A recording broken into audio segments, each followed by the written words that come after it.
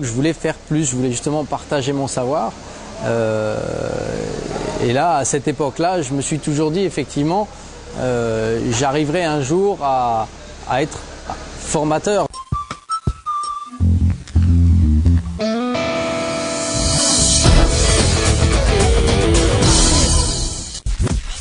Il y a 6 ans, Fabien était conseiller technique dans un garage automobile.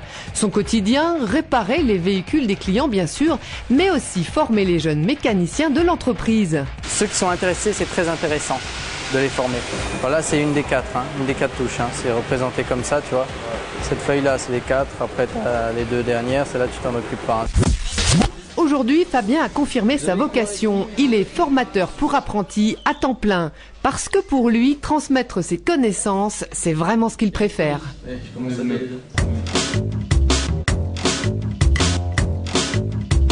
À l'époque, c'est vrai, en tant que mécanicien, j'avais des doutes quand même dans ma vie. Mais je me suis dit, en tout cas, je donnerai tout ce que je peux pour arriver là où je suis. Et en fait, j'ai même un peu dépassé ce que je voulais faire, puisque maintenant, c'est 100% de la formation.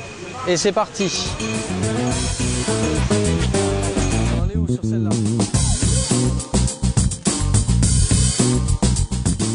Le but dans la vie, pour avancer, il faut forcément apprendre aux gens. Si on détient un savoir et qu'on le garde pour soi, ça ne sert à personne. Les roues arrière seulement vont bloquer et la voiture, elle va faire quoi ? Elle va chasser. Elle va partir en toupie, d'accord ?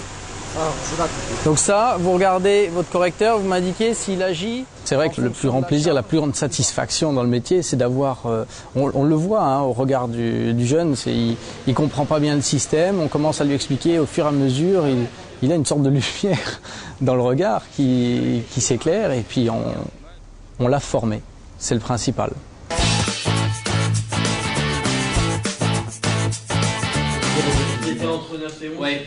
Il faut avouer, il y a quand même une qualité de vie différente, tout simplement parce qu'au niveau des congés, on est un petit peu calqué sur l'éducation nationale, donc ça me donne plus de temps vis-à-vis de la famille aussi, et de pouvoir garder du temps pour les loisirs mécaniques. C'est-à-dire qu'avant, je pratiquais la mécanique parce que c'était mon travail, tout simplement. J'avais pas à choisir. Je rentrais à la maison, je voulais plus pratiquer encore mécanique.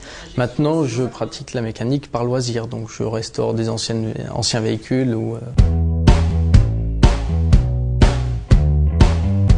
J'espère encore monter, non pas dans la hiérarchie, mais plutôt dans mes projets. C'est vrai que mon rêve, c'est quand même aussi, en partie, non seulement de former, mais aussi un peu de travailler pour moi-même.